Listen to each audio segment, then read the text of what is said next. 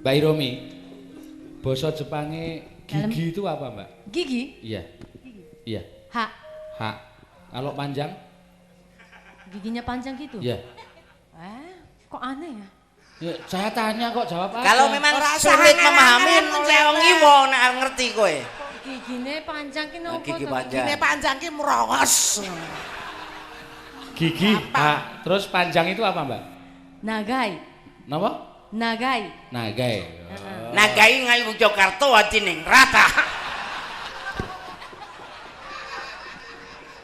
Oh, ora. Hak ki gigi ki hak. Oh ya berarti Hak apa hak? Ha, pokoknya ha. Ora nganggo ka, ha. Mboten nganggo Dadi ha. nek mangan muni ha, ngono kae untune urung ngono. Ha. kowe ngerti Angapno hamu.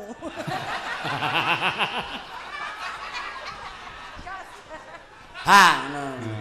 Hae Ulo banyu. Nek panjang nagai. Nagai. Nagai. Ha nagai. Ha, Besok nagai. ngarepan Kuali. omah kae ditambahi tulisan Marwoto ha nagai. Nggo namu mau apa? Apa Dalang ya, mau? Mbok mau jeneng. Apa Mbak dalang itu apa? Nah, pikirmu mek telek tok isine. Kayak jeneng gelar ya.